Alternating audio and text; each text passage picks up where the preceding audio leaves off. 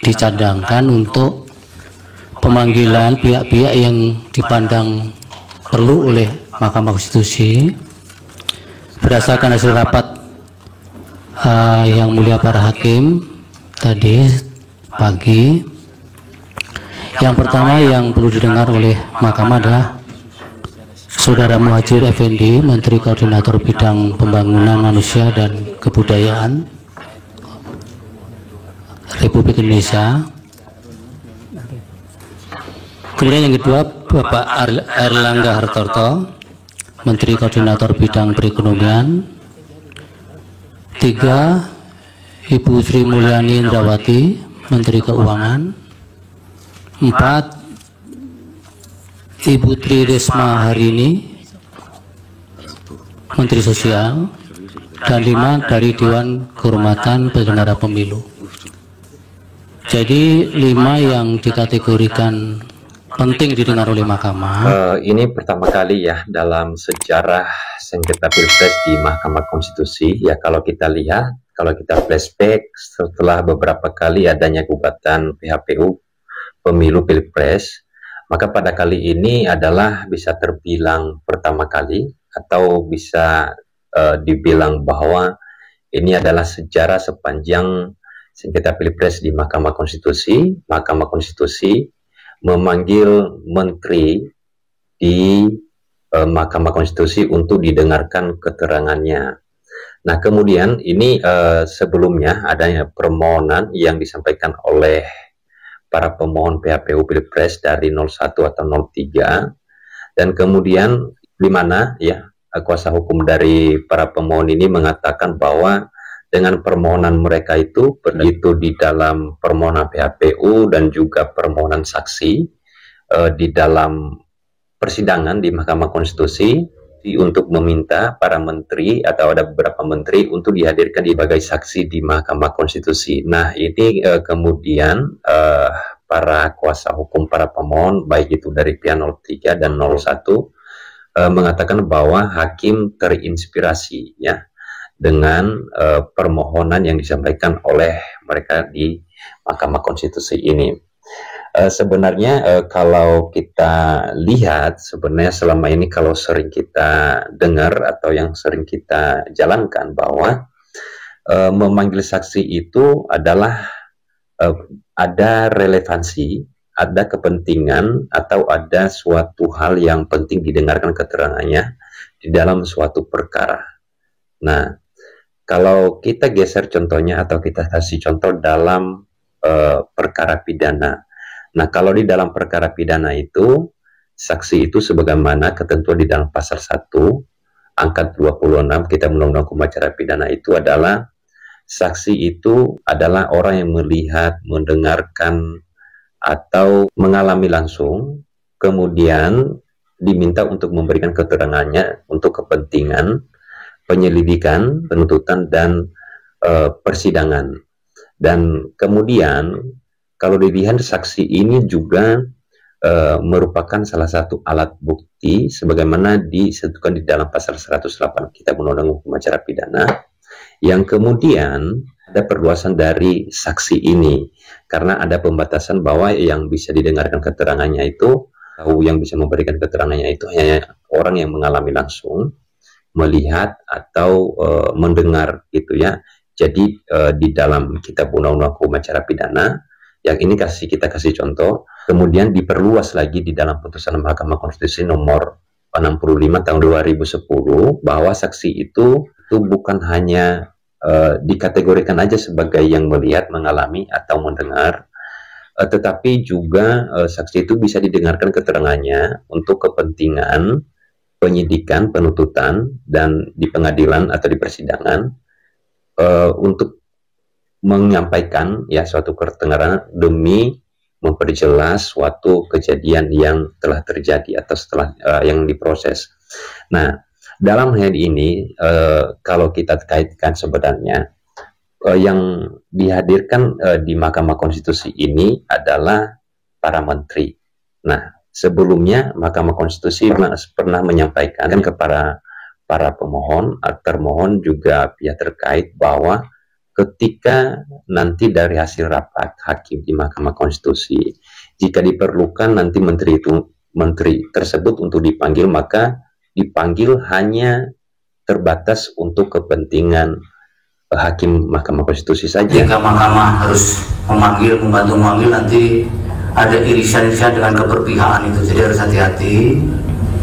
Kecuali memang Mahkamah yang memerlukan dan kemudian ingin mendengar.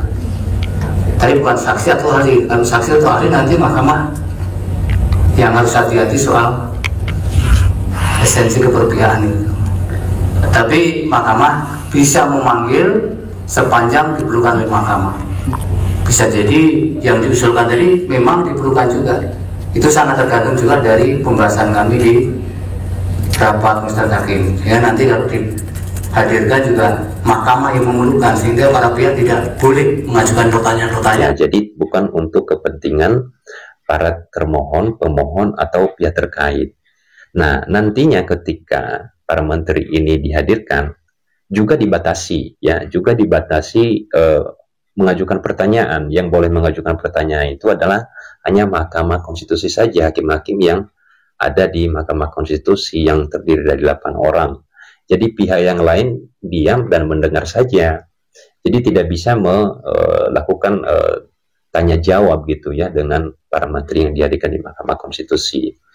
Kemudian diingat juga bahwa Ketua Mahkamah Konstitusi pernah menyampaikan pemanggilan para menteri ini dan ditambah 1 orang dari DKPP ini adalah bukan sebagai saksi atau ahli dalam permohonan pemohon. Ya, jadi sebenarnya nanti keterangan yang disampaikan itu bukan mengakomodir ya, bukan mengakomodir permohonan para pemohon, tetapi untuk mengakomodir kepentingan hakim di Mahkamah Konstitusi untuk didengarkan keterangannya. Sebagaimana salah satu hakim menyampaikan bahwa sebagaimana dalil-dalil dari para pemohon, jawaban dari termohon yang terkait yaitu Paslon 02 dan kemudian Bawaslu adalah merasa bahwa perlu didengarkan para menteri ini. Ada 4 menteri yang dipanggil adalah Menteri Sosial, Menteri Keuangan, Menteri Menko Bidang Perekonomian, kemudian yang terakhir itu adalah Menko Bidang Pembangunan Manusia dan Kebudayaan. Nah, ini perlu dilihat teman-teman, jangan dulu heboh ya di media sosial, karena saya lihat tadi, saya ikuti tadi dari tadi siang setelah Mahkamah Konstitusi menyampaikan bahwa akan mengagendakan ya, memberikan menyisakan 1 agenda di hari Jumat itu untuk dihadirkan para menteri yang 4 orang tadi, kemudian 1 DKPP untuk didengarkan atau dihadirkan di Mahkamah Konstitusi. Ini dipisah ya teman-teman ya, bukan sebagai saksi di persidangan.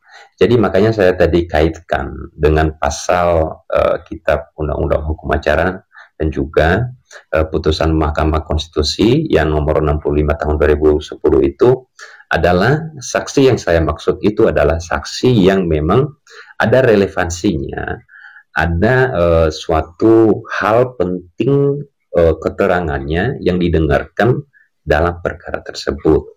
Nah, ini dibedakan. Jadi jangan kemudian teman-teman yang ramai di media sosial segala macam menyampaikan bahwa 4 menteri ini dihadirkan sebagai saksi di Mahkamah Konstitusi, tetapi bukan sebagai saksi, karena kalau sebagai saksi itu diwajibkan diberikan hak ya untuk menjawab pertanyaan-pertanyaan yang baik itu dari pemohon, baik itu dari termohon, pihak terkait, itu wajib ya mempunyai hak untuk menyampaikan pertanyaan kepada saksi, dan saksi mempunyai kewajiban untuk menyampaikan keterangannya.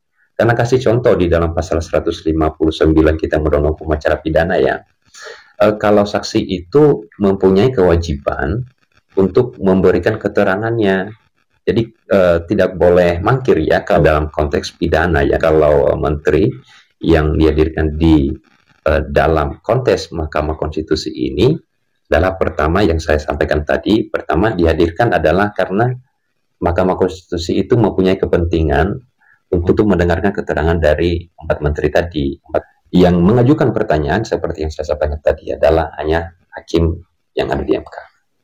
Nah, itu diingat, kali lagi saya sampaikan bahwa kehadiran pada pemanggilan menteri, 4 menteri ini oleh Mahkamah Konstitusi di persidangan di hari Jumat yang sudah ditentukan jadwalnya itu adalah bukan mengakomodir permohonan para pemohon terkait dengan PHPU, pemilu, Pilpres di Mahkamah Konstitusi, atau bukan mengakomodir sengketa Pilpres di tahun 2024 ini, tetapi dalam konteks Mahkamah Konstitusi setelah melihat permohonan para pemohon, melihat bukti-bukti yang sudah diajukan, melihat jawaban dari pihak termohon, pihak terkait itu dari paslon 2 dan juga dari pihak Bawaslu, kemudian dianggap ada hal yang perlu didengar. Ini perlu dipertegas. Jadi jangan jangan liar gitu ya, jangan liar informasinya.